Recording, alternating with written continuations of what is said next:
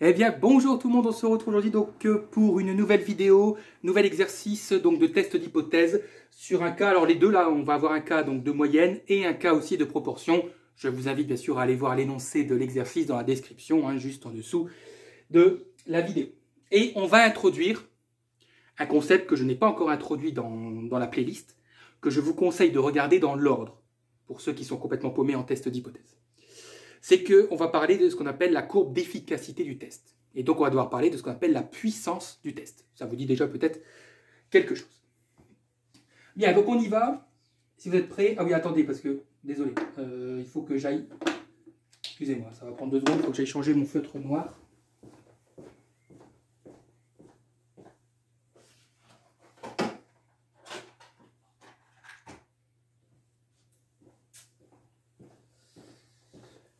Voilà. Autant pour moi. Hop, celui-là, je le mets là. Alors, on nous dit, dans un élevage de truites, il a été montré que pour un mode de nutrition donné, le poids moyen des adultes, des poissons, atteignait 600 grammes, assorti d'un écart type de 40 grammes. Ben ça, c'est déjà important. Ça veut dire qu'on nous donne, en fait, l'écart type de quoi, là? De l'échantillon ou de la population? De la population, ok? Puisqu'on ne nous précise pas, c'est pas qu'on ne nous précise pas que c'est l'échantillon, c'est qu'on dit dans un élevage de truites. Donc là, on prend vraiment, on s'intéresse à la population. Bon. Donc c'est déjà intéressant et très important de connaître la valeur de l'écart type de la population. Et que 7% des jeunes étaient atteints lors de leur développement de troubles liés à l'alimentation. Certaines améliorations apportées au régime sont testées afin d'augmenter le poids adulte des truites. Donc l'objectif de ces améliorations, c'est que les truites grossissent, c'est que le poids moyen augmente. Et de prévenir l'apparition des troubles alimentaires, les maladies causées. Donc le but, c'est aussi de diminuer les troubles liés à l'alimentation. 300 jeunes truites sont ainsi soumises à un régime alimentaire amélioré, donc on nous donne ici la taille de l'échantillon. Ok. On observe qu'à l'âge adulte, ces truites, donc les truites de l'échantillon, les 300, pèsent en moyenne 30 grammes de plus que la norme associée au mode de nutrition traditionnel. Et que parmi elles, 15 ont contracté des troubles alimentaires pendant leur période de croissance. Alors, première question, qu'est-ce qu'on nous demande? On nous demande, peut-on considérer que l'augmentation de poids observé est significative? On utilisera un seuil de signification de 3% et on supposera que la modification du régime n'a pas d'impact sur la dispersion de poids des truites. Okay. Autrement dit, sur l'écart type. Donc l'écart type est bien égal à 40. Donc en fait, il nous faut faire un test d'hypothèse, puisqu'on nous pose la question, peut-on considérer que l'augmentation est significative? Dès qu'on pose ce genre de questions, n'hésitez pas. Alors là, il n'y a même pas une once d'hésitation dans votre tête. À partir du moment où on veut étudier la significativité d'une modification, d'un changement, etc., on construit un test d'hypothèse. Alors, donc, on y va. On va poser les hypothèses H0 et H1, l'hypothèse nulle et l'hypothèse alternative. Alors, le but de cette modification du régime alimentaire, c'est d'augmenter le poids moyen. Bien sûr, dans la question, on s'intéresse au poids. Donc là, on va faire un test sur la moyenne. C'est d'accord, puisque on souhaite une augmentation du poids. Donc si on souhaite une augmentation à travers la modification du régime alimentaire, une augmentation du poids moyen, eh bien, l'hypothèse nulle, on va dire que donc la moyenne, en fait, elle restera égale à 600, c'est-à-dire le poids moyen originel, le poids moyen de départ. Ou bien, l'hypothèse alternative, eh bien, cette modification du régime aura eu un bon impact, c'est-à-dire que cette modification aura bien augmenté le poids moyen des truites, et donc la moyenne sera supérieure à mu0. Ok? Donc là, la construction du test, elle se fait selon les indications qu'on vous donne concernant cette modification du régime alimentaire. Comprenez? Comme on souhaite une augmentation du poids moyen, eh bien, on va dire l'hypothèse privilégiée, c'est en gros, il n'y a pas eu d'impact. Et l'hypothèse alternative, oui, le poids moyen a bien augmenté. Et donc, on pourra dire que l'augmentation est significative. Oui. Bon. Alors, je veux dire, pourquoi on ne peut pas faire l'inverse, monsieur? Ben non, parce que regardez la question. On vous dit, peut-on considérer que l'augmentation du poids est significative? La significativité, on l'attribue toujours à H1. Or, si l'augmentation du poids est significative, ça veut donc dire que l'augmentation, on doit bien l'attribuer à H1. Bien.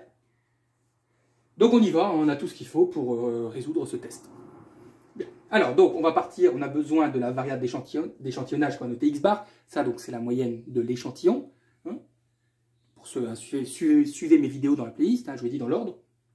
On sait que x bar suit une loi normale de paramètres mu, sigma, sur racine de n. Alors, il y a deux justifications possibles. Soit la population est normale, est supposée normale, mais ça, on ne le dit pas dans l'énoncé, donc on ne sait pas que la population est normale ou pas. Et la deuxième justification, c'est si la taille de l'échantillon est supérieure à 30, ce qui est le cas ici. Donc la justification, parce que vous devez toujours justifier pourquoi les variables d'échantillonnage suivent certaines lois de probabilité. Ici, on utilisera l'idée que, tout simplement, enfin l'idée, on utilisera cette justification que la taille de l'échantillon est supérieure à 30. Alors, posons alpha. Donc, vous avez vu dans la question, on vous dit le seuil de signification de 3%. Ça veut dire que alpha vaut 3%. Ok? Et oui, il me manque... Donc, c'était quoi l'information? Ah oui, bon, on verra ouais, la valeur de x bar à la fin. Je ne vais pas la donner maintenant. On va réfléchir à la fin. Bon, donc on va poser alpha. Donc, le risque de première espèce, on sait que c'est la probabilité de décider H1, sachant que H0 est vrai. C'est donc la probabilité. Donc, je vais décider H1... Non pas, attention, quand mu est supérieur à mu0, hein, ça c'est la conclusion. Hein, je ne connais pas la moyenne de la population. Mais lorsque la moyenne de l'échantillon sera supérieure, puisque H1 c'est supérieur, donc je déciderai H1 avec du supérieur. Et supérieur à ce qu'on appelle une valeur significative que je note pi. Sachant que mu est égal à mu0, c'est égal à 600. Okay, donc on va dire que sous alpha, vous êtes d'accord avec moi que sous alpha, c'est H0 qui est vrai. Ah oui, puisque c'est la probabilité de décider H1 alors que c'est H0 qui est vrai. Donc, ma variable d'échantillonnage, elle suivra toujours une loi normale, mais le mu, la moyenne, je vais pouvoir prendre celle de H0, c'est-à-dire mu0. Sigma sur racine de n. C'est toujours la même chose, hein, mais je vous dis vraiment, regardez la playlist dans l'ordre des vidéos. Comme ça, vous allez acquérir les notions. Non. Parce que si vous tombez par hasard sur cette vidéo et que vous n'avez pas vu les précédentes, vous allez vous dire, là, le prof, il va un peu vite. Ben oui, mais c'est parce que j'ai déjà fait des vidéos où j'expliquais, où je détaillais, enfin non, je détaille pas plus, mais où je prends beaucoup plus mon temps pour expliquer, etc.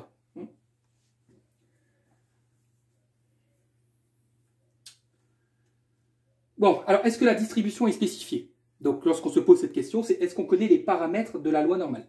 Ben, on connaît mu0, oui. On connaît sigma, oui. Et n, on connaît, oui. Donc on dira, donc la distribution est spécifiée.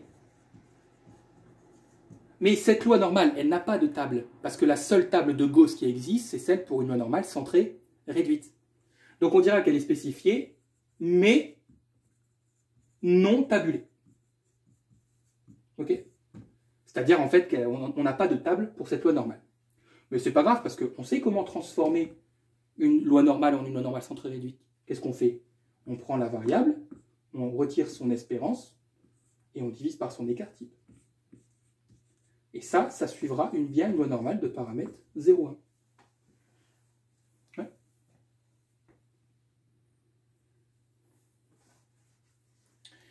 Du coup, alpha, alors on prendra que ça, que ce morceau-là. Celui-ci ne nous intéresse pas. Le sachant que, en fait, comme il y a indépendance, vous pouvez l'enlever. Donc, on dira tout simplement, donc alpha c'est la probabilité, donc au lieu de x bar, je vais prendre la loi normale centrée réduite, donc U, supérieure, mais les modifications que j'ai appliquées à x bar, là, ici, il faut que je fasse aussi pour pi. Sinon ça n'a pas de sens. Sinon l'inégalité n'a plus aucun sens. Ce que vous faites à gauche, vous devez le faire à droite. Et réciproquement.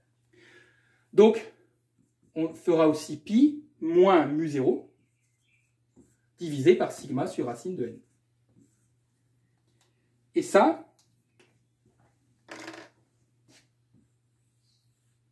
on le notera U alpha. U alpha.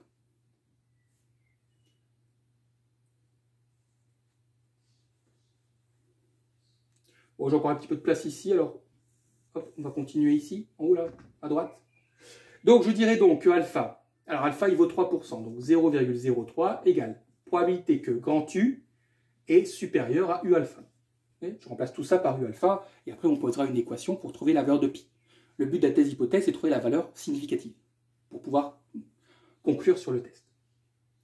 Alors le problème, c'est que la table de Gauss, on doit forcément avoir du inférieur pour lire dedans, et en plus 0,03 n'est pas dans la table de Gauss. Donc on a deux problèmes, mais en fait les deux vont se résoudre en un seul, puisque le supérieur, je vais le changer en inférieur, à condition qu'à gauche, j'écrive 1 moins 0,03. Ok. Hop là. Donc là, ça fait 0,97. Et là, vous pouvez aller dans votre table de Gauss.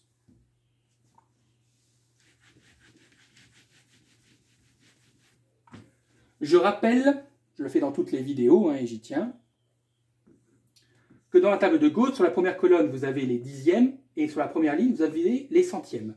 Mais n'allez pas chercher 0,97 sur la première colonne et la première ligne. Non, le 0,97, c'est la valeur de la probabilité. C'est la probabilité qui vaut 0,97. Donc le 0,97, vous me faites le plaisir d'aller le chercher à l'intérieur ici. Okay, et une fois que vous l'avez trouvé, alors prenez la valeur la plus proche de 0,97, vous lisez la valeur du dixième, enfin de l'unité et du dixième en colonne, et la valeur du centième en ligne. Et normalement, vous allez trouver donc, si vous mettez sur pause et que vous le faites par vous-même, vous allez me trouver un U alpha qui vaut 1,88. Ouais. Étant donné que je sais que U alpha, c'est, on l'a dit, pi moins mu0 sur sigma sur racine de n, bah, je remplace, donc on aura 1,88 égale pi moins 600 sur sigma 40 sur racine de 300. Ouais. Je vous fais confiance pour résoudre cette équation du premier degré. Ok. Programme de seconde. Et vous allez trouver un pi qui vaut 604,34.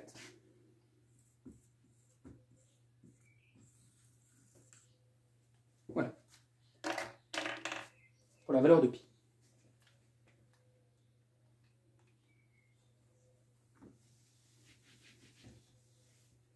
Une fois qu'on a la valeur de pi, ben on va pouvoir conclure. Juste avant, on va écrire ce qu'on appelle la règle de décision, la RDD. Donc je vais l'écrire de manière formelle. On a besoin de trois choses. Donc vous donnez simplement la taille de l'échantillon. La dernière ligne, il y en a trois. Vous donnez la valeur de alpha. Et la deuxième, ben, c'est la règle de décision en soi. Si on décide H1 quand, on a dit quand? On a dit si x bar était supérieur à pi.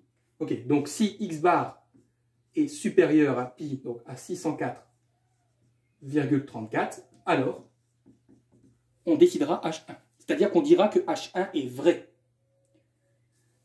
avec un risque d'erreur de 3%. Eh oui, ce sont des probabilités, hein, ce ne sont pas des statistiques. Et c'est là où je ne voulais pas le dire tout de suite tout à l'heure, c'est que vaut x bar. Parce que je ne l'ai toujours pas dit.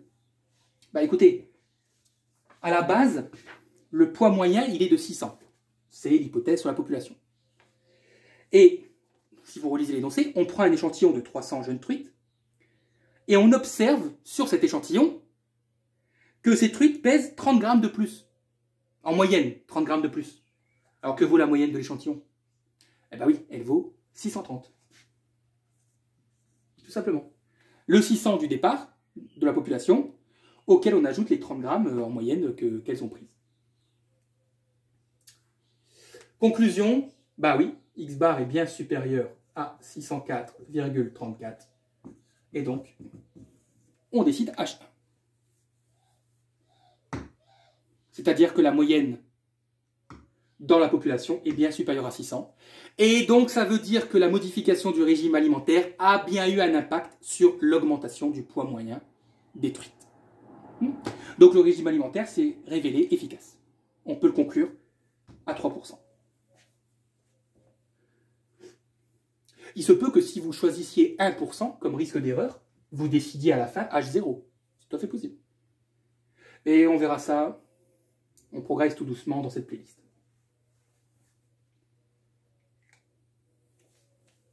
Déjà, on va traiter ce qu'on appelle la courbe d'efficacité. Alors, croyez-moi que ça va déjà nous occuper. Vous allez voir, c'est la question la plus difficile. Bien, alors, deuxième question. Ça va être un test sur la proportion, donc j'efface tout.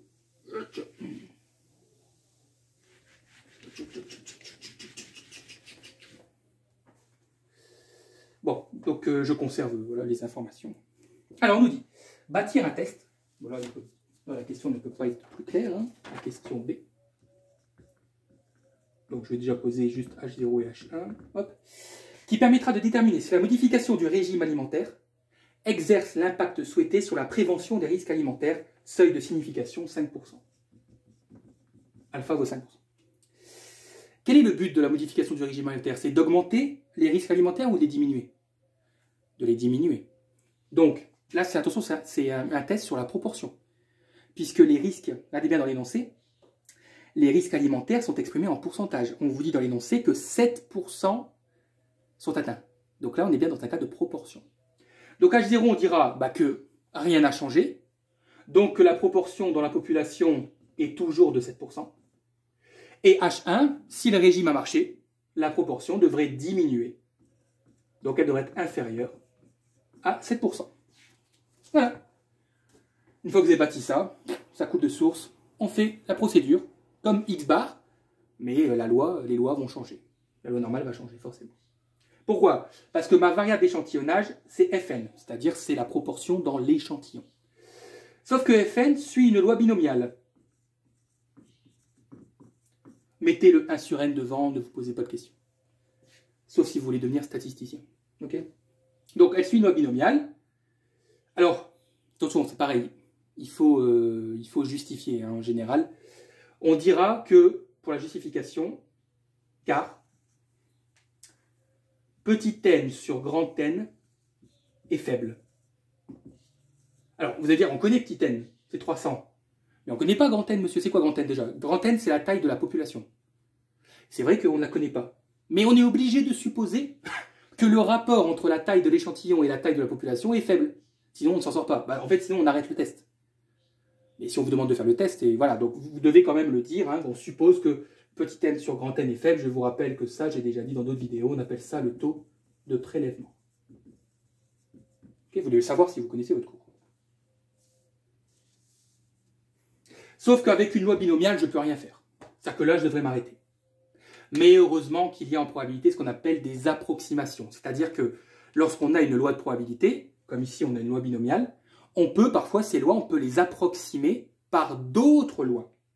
Et ce qui est formidable ici, c'est que comme n est supérieur à 30, et qu'on va supposer que n fois p est supérieur à 5, en tout cas, on est sûr du premier critère que la taille de l'échantillon est supérieure à 30. Alors, on va pouvoir dire que Fn suit approximativement une loi normale de paramètre P, racine de PQ sur N. Okay, je vous rappelle que P, c'est la proportion dans la population. Et Q, oui, pour ceux qui ne savent pas, Q, c'est 1 moins P. Notez-le parce que je ne le répéterai pas. Q, c'est 1 moins P, tout ça.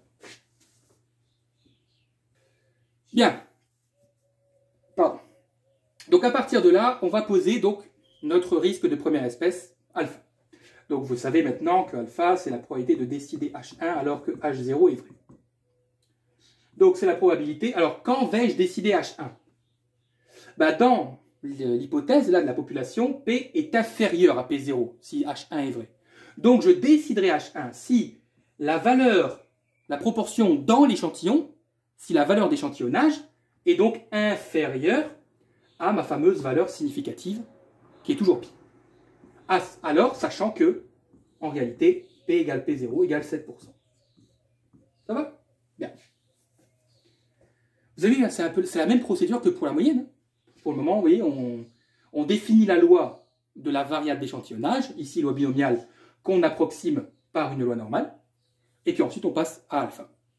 Et comme la moyenne, on sait que sous alpha, H0 est vrai. Ouais.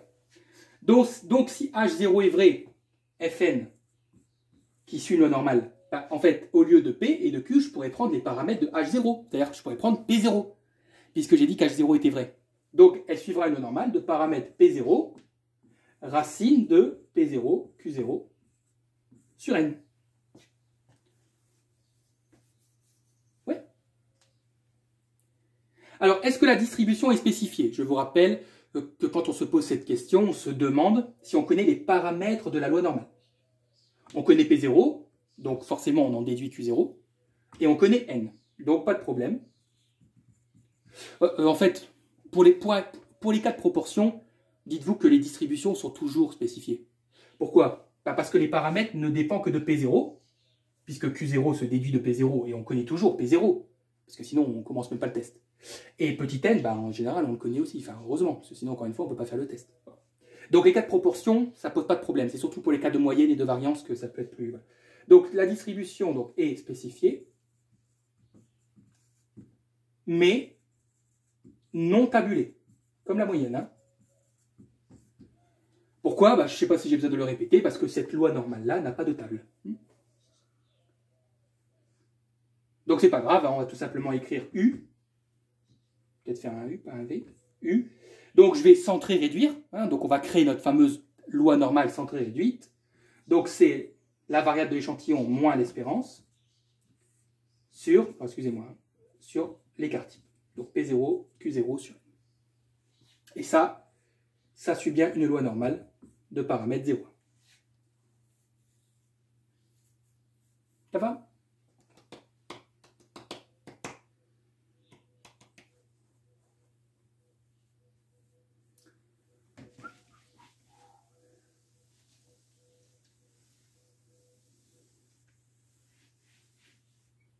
Donc alpha, je vais pouvoir le réécrire. Donc alpha, donc je renote juste comme ça, Fn inférieur donc à pi, le sachant que, comme pour le cas de la moyenne, on s'en fiche, on les limite. Le Fn, je vais le remplacer par grand U, mais les modifications que j'ai apportées à Fn, je dois les apporter aussi à pi. Donc à droite, là, de l'inégalité, je vais écrire pi moins P0 sur racine de P0, Q0 sur N. Et ça, comme tout à l'heure, on le notera U alpha.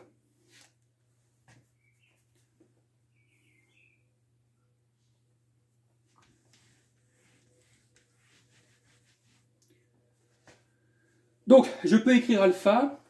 Je peux dire que alpha, c'est donc probabilité que U soit inférieur à U alpha. Okay. Alpha vaut 5%, donc 0,05 égale P de U inférieur à U alpha. Et là vous allez me dire, bah, c'est génial, monsieur, on a du inférieur. Ouais, jackpot. Ouais, mais 0,05 ne se lit pas, parce que dans la table de Gauss, la probabilité commence à 0,5. Donc, ce que je vais faire, c'est que je dois absolument conserver mon inférieur. Ça, c'est une obligation. Je dois conserver mon inférieur. Mais ce que je vais faire, c'est que je vais changer le signe. C'est-à-dire que je vais écrire moins U alpha. Et à gauche, je vais devoir écrire 1 moins 0,05. Okay. Allez voir dans ma playlist qui s'appelle Loi de probabilité continue. Il y a 3 vidéos sur la loi normale. Et j'explique en détail toutes les transformations que vous pouvez faire dans une loi normale pour pouvoir aller lire dans la table de Gauss. Ok ? Mais vraiment, j'explique, vous allez voir, de toute façon, allez la voir, j'explique vraiment en détail tous les cas particuliers, etc. Donc là, vous allez avoir 0,95 égale P de U inférieur à moins U alpha. Et encore une fois, le 0,95, vous allez le chercher à l'intérieur, là, pas à l'extérieur. Ok, c'est une probabilité. Et donc, si vous allez chercher la valeur à peu près de 0,95, alors ce qui est formidable avec 0,95, c'est que normalement, vous devez hésiter entre 1,64 et 1,65. Parce que la distance avec 0,95 est la même pour 1,64 et 1,65. Et bien vous prenez le milieu, vous prenez 1,645. Et donc on dira que moins U alpha vaut 1,645. Conclusion, U alpha vaut moins 1,645. Parce que nous, notre objectif, c'est de connaître la valeur de U alpha, pas de moins U alpha. Ok, donc je répète, hein, normalement, si vous regardez 1,64 et 1,65, l'écart avec 0,95 est le même. Donc vous prenez le milieu, c'est-à-dire 1,645. Il y a des profs qui vous diront, vous choisissez 1,64 ou 1,65. Ça, c'est fait comme votre prof vous le dit. Moi, je vous donne les bases de la résolution des tests d'hypothèse. Et encore, il y a des profs qui ne calculent même pas pi. Ils calculent juste U, U alpha, et ils concluent. Donc c'est possible que votre prof ne calcule même pas pi. En fait, il conclut en calculant directement grand U et U alpha. Ce qui est vrai, hein, ce qui est bon. Hein. Mais moi, je veux vraiment la valeur de pi, c'est-à-dire la valeur significative, la valeur du pourcentage. Donc on sait que, on vient de le dire, U alpha c'est pi moins P0 sur racine de P0 Q0 sur N. Bah écoutez, là j'ai plus qu'à remplacer, hein, donc U alpha, donc moins 1,645, est égal à pi moins P0, donc 0,07, sur la racine de 0,07 fois 1 moins 0,07, ça fait 0,93, divisé par 300. Je vous fais confiance, résolution d'une équation du premier degré, et vous allez trouver donc un pi qui est de 0,0458. Vous pouvez aussi, puisque pi, en fait, c'est un pourcentage, puisqu'on s'intéresse ici, on est dans un cas de proportion. Donc pi, la valeur significative, est elle-même un pourcentage. Donc vous pouvez dire aussi 4,58%. C'est pas gênant du tout. Ça dépend si vous voulez l'exprimer de manière relative ou en pourcentage.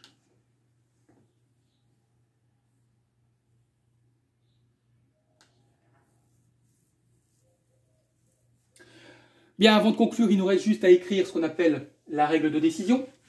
Ouais. La fameuse RDD. Donc, de manière formelle, hein, pas de manière littérale, parce qu'on peut l'écrire de manière littérale, mais c'est chiant. Donc, on donne N, 300, on donne alpha à 5%. Et donc, si, qu'est-ce qu'on a dit?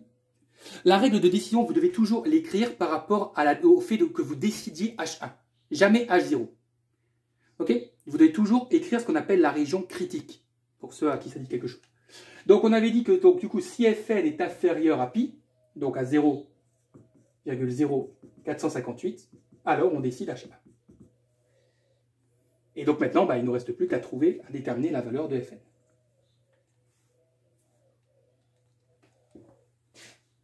Alors, qu'est-ce qu'on nous dit? Bah, regardez l'énoncé. On nous dit que sur l'échantillon, parmi elles, 15 ont contracté des troubles alimentaires. Donc, Fn, c'est aussi une proportion, c'est un pourcentage. Et on vous dit donc 15 ont contracté des troubles alimentaires. Et il y a combien de truites dans l'échantillon? Il y en a 300.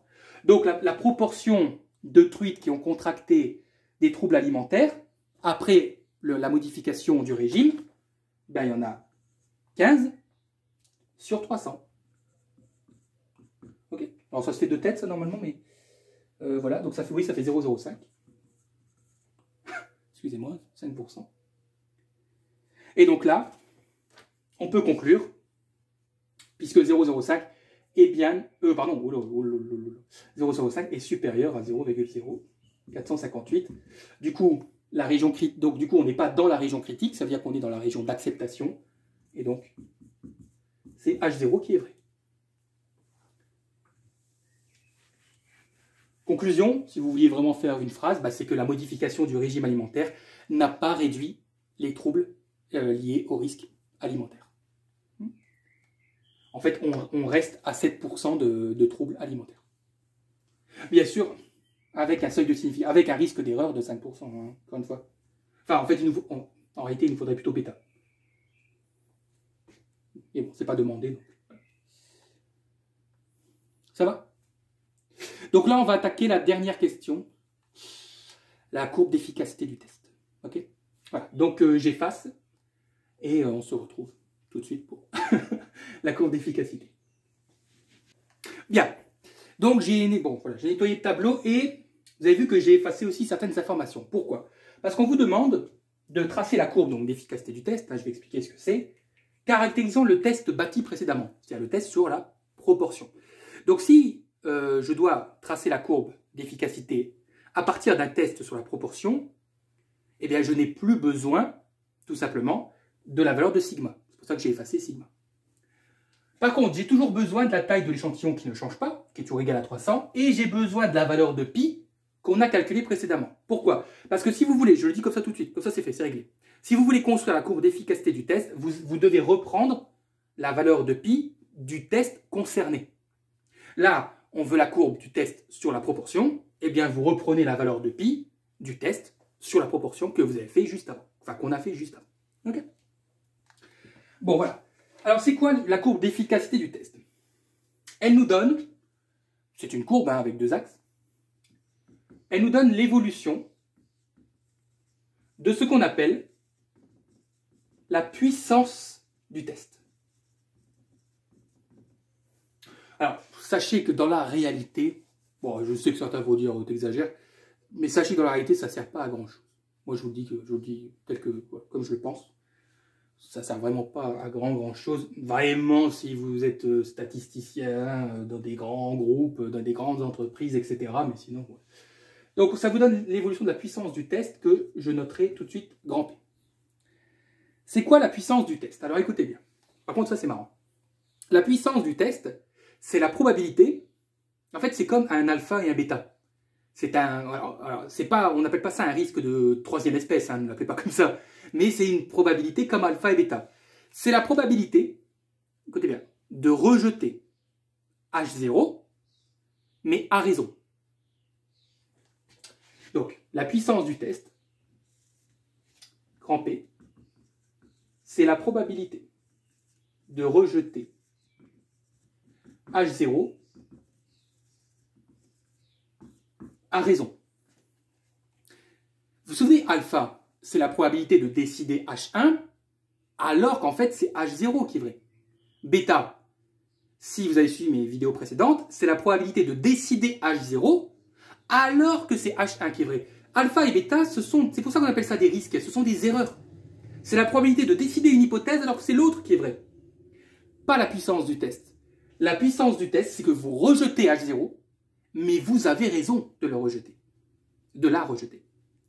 Autrement dit, la puissance du test, là je vais noter en rouge, écoutez bien, c'est tout simplement, alors attention, hein, c'est pas une probabilité, hein, c'est P, donc c'est égal. Donc c'est la probabilité, ça par contre c'est la probabilité de décider H1, donc c'est-à-dire de rejeter H0, sachant que c'est H1 qui est vrai. C'est pareil, vous comprenez? La probabilité de rejeter H0 a raison, vous rejetez H0 et vous avez raison. Eh bien, c'est bien la probabilité de décider H1, alors que c'est bien H1 qui est vrai. Ouais. Eh bien, ça, c'est tout simplement 1 moins bêta. La puissance du test est égale à 1 moins bêta. C'est-à-dire que c'est 1 moins la probabilité de décider H0, sachant que c'est H1 qui est vrai. Faites-moi confiance. C'est OK. Alors, si vous voulez tracer... Alors, je vais construire le tableau préliminaire et ensuite on fera les calculs. D'ailleurs, notez ça, parce que je vais effacer ça. Parce que ça, c'est un peu c'est du cours, quoi. C'est de la théorie.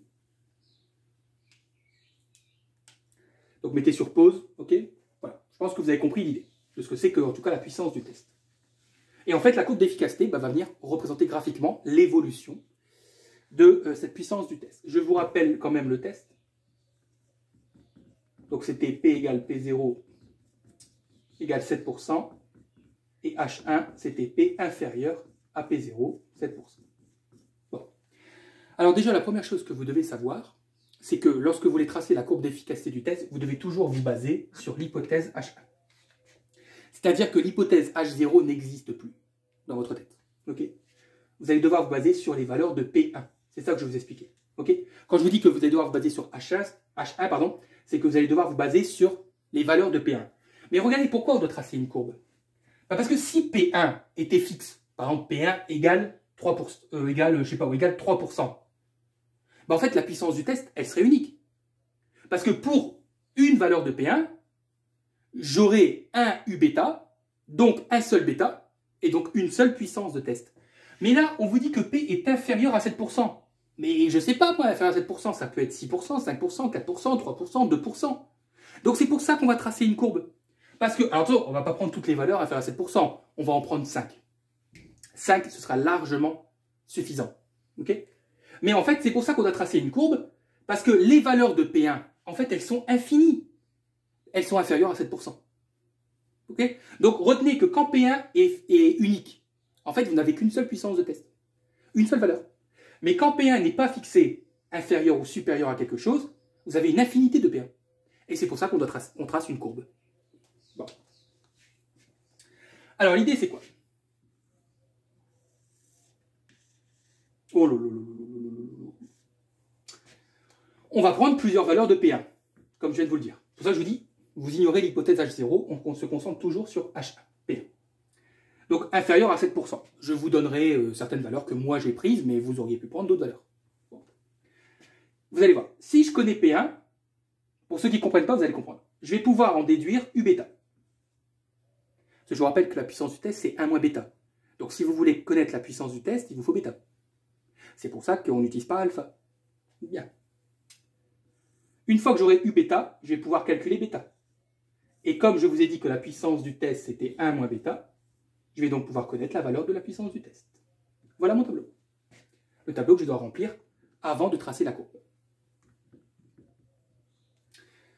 Eh bien, c'est parti. Bêta, c'est quoi?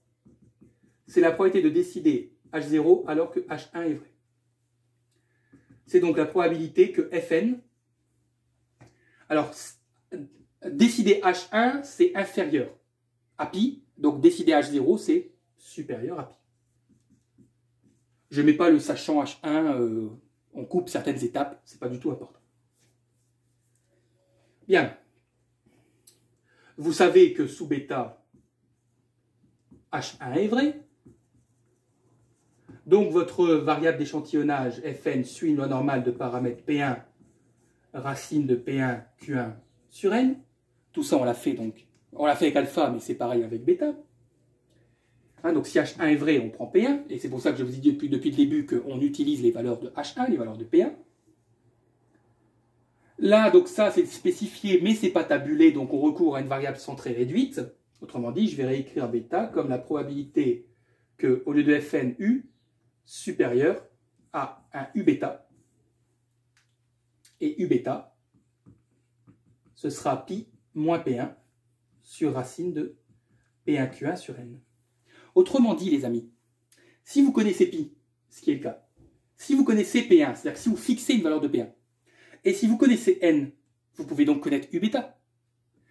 C'est pour ça qu'une fois que vous aurez pris des valeurs de P1, vous allez pouvoir calculer à chaque fois U bêta.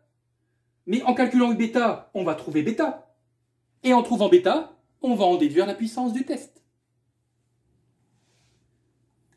Alors, les valeurs que j'ai prises, personnellement, c'est... donc, j'ai pris... Alors, attention, il faut que vous soyez en dessous de 7%. Hein.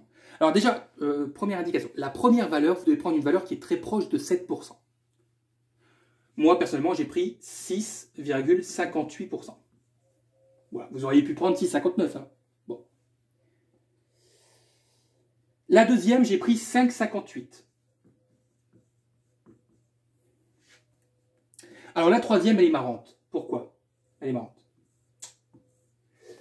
Parce que si vous prenez un bêta, donc c'est la troisième, alors regardez. Si vous, allez, je vais la mettre en rouge parce que c'est une valeur un peu particulière.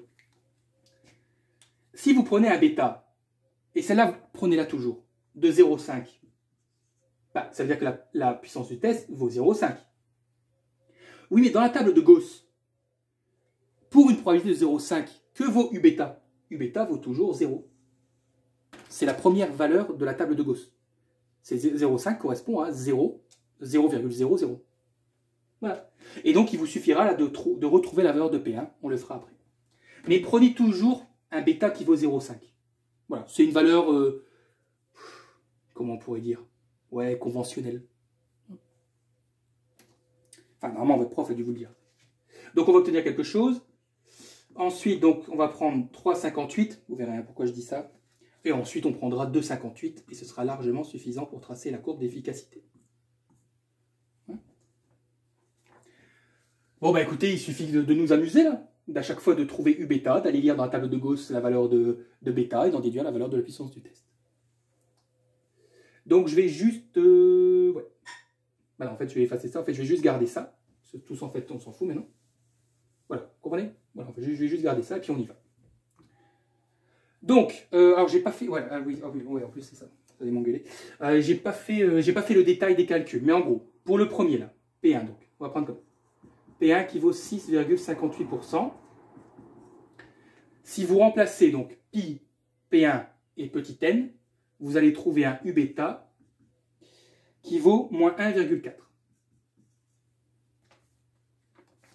Donc on aura bêta égale probabilité que U est supérieur à moins 1,4. Alors là, je considère que vous connaissez les modifications de la table de la normale. Je peux dire tout simplement que bêta, c'est la probabilité que U est inférieur à 1,4. C'est-à-dire que j'ai enlevé le moins, mais en enlevant le moins, j'ai changé le signe de l'inégalité.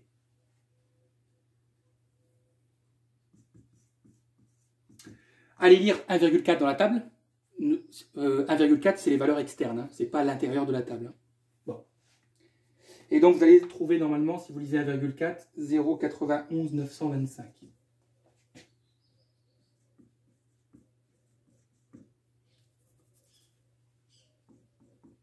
Oui, je sais que j'aurais pu faire un tableau un peu plus grand, je vous l'accorde. Mais bon, à chaque fois, on note les... Et donc, faites 1 moins ça. Alors, je le mets en pourcentage, hein, c'est plus joli, donc ça fait 8,08%. Voilà la première valeur de la puissance du test.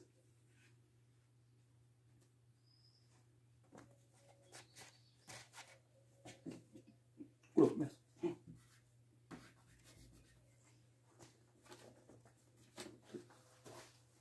J'ai mis un trait de feutre.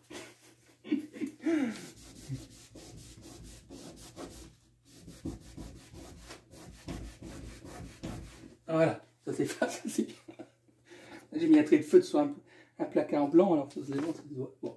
Ok, donc mettez sur pause, c'est ok pour la première. Voilà. Hop. Je fais la deuxième. Oh, je fais la troisième parce qu'il faut trouver P1, donc ça change un petit peu. Les deux dernières, je donnerai les résultats, mais vous aurez compris l'idée. Hein. Donc pour un P1 qui vaut 5,58%, vous remplacez en utilisant le P1 qu'on vient de là, et vous trouvez un U bêta de moins 0,75. Donc bêta égale probabilité que U est supérieur à moins 0,75. Et donc c'est pareil, bêta c'est la probabilité que U est plus petit que 0,75. Vous allez lire 0,75 dans la table, et vous trouvez un bêta de 0,77337. Ok. D'ailleurs, je vais reproduire le tableau après. Comme ça, au moins, vous aurez quelque chose en grand. Comme ça, ce sera clair. Vous pourrez vraiment recopier proprement. Parce que là, si je le mets, on va rien comprendre. Quoi. Et donc, la plus-value va valoir 22,66% pour le deuxième. Parce que si vous faites 1 moins ça, ça fait 0,2266. Alors, le troisième, c'est intéressant parce que là, il nous faut trouver P1. Et on connaît U bêta, qui vaut 0.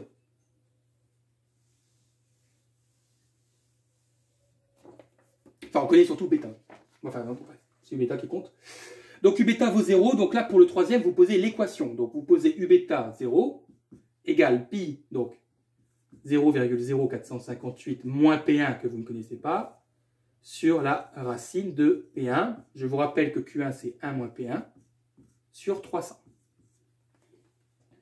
Mais regardez ce qui est formidable. Parce que là, vous allez vous dire, voilà, comment on va résoudre ça? Si vous faites passer la racine de l'autre côté, ça fait 0 fois la racine. Donc, ça fait 0. Donc, en fait, il reste 0 égale 0,0458 moins P1. Et donc, vous en déduisez que P1 est égal à 0,0458. Tout simplement. Autrement dit, 4,58%. Pour ça que je l'ai mis entre les deux. Oui, vous avez vu, à chaque fois, j'ai pris des 58 pour les centièmes. Prenez quelque chose de régulier quand même. Je vous ai dit, 5 valeurs, ça suffit. Mais commencez pas à prendre à chaque fois des écarts de... Vous comprenez? Vous prenez quelques... Voilà. Oui, là, il y a une logique. 6,58, 5,58, 4,58, 3,58, 2,58. D'ailleurs, je vous recommande de commencer par celle-ci. C'est-à-dire que quand vous construisez votre tableau, fixez bêta 0,5 et trouvez la valeur de P1. Parce qu'en trouvant cette valeur de P1, ça va vous donner, vous voyez, les écarts intelligents, on va dire. Les écarts intelligents qu'il faut prendre pour avoir quelque chose de cohérent. Parce que si j'ai pris des 0,58, c'est en réalité parce que le P1 de ma valeur là, particulière était égal à 4,58. Voilà. Donc commencez même par celle-ci. Par celle qui vaut, dont le bêta et la puissance vaut 0,5. valent 0,5. Bon, donc vous avez compris, donc ça, bah, vous reposez la même chose que les deux premières. Et donc là, comme je vous l'ai promis, je refais le tableau proprement. Hop, voilà. Donc,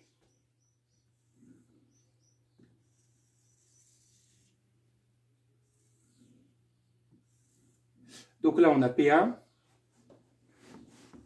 U bêta, bêta et P. Donc, pour 6,58%, on a un U bêta qui vaut moins 1,4, un bêta qui vaut 0,91925, et donc une plus-value, je mets en pourcentage, qui vaut 8,08%.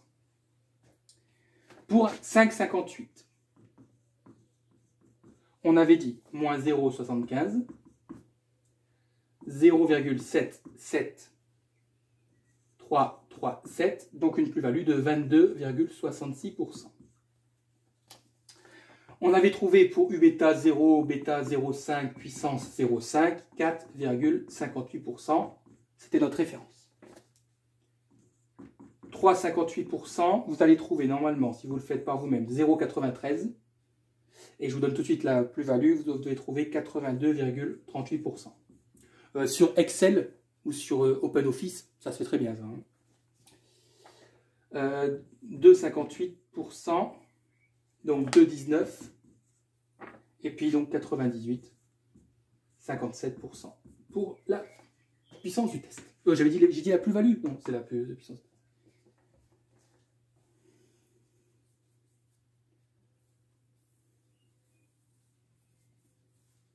Et donc, vous devez représenter donc, la courbe d'efficacité. La courbe d'efficacité, c'est très simple. En abscisse, vous placez les valeurs de P1. Et en ordonnée, vous placez les valeurs de la puissance du test. Tout simplement. Okay. Donc, à chaque P1. Alors, soit vous allez dans l'ordre... Alors, il y a deux possibilités. Vraiment. Soit vous allez dans l'ordre croissant, c'est-à-dire que vous placez 2,58, 3,58, soit vous commencez par le haut. Vous placez d'abord 6,58, 5,58, comme vous voulez. Soit dans l'ordre croissance, soit dans l'ordre décroissant. Même si certains vont me dire, normalement, on va sur un axe, on va dans l'ordre croissant. Ouais, mais là, c'est pas gênant de même de faire dans l'ordre décroissant. Donc, soit vous commencez par le bas, soit vous commencez par le haut. Et ensuite, bah, vous placez les différentes valeurs. Je vous dis, sur un tableur, ça va super vite. Et une fois que vous avez les valeurs, bah, vous allez avoir quelque chose comme ça. Alors, quelque chose comme ça parce que moi, j'ai commencé par le haut. C'est-à-dire que ici, j'ai placé 6,58.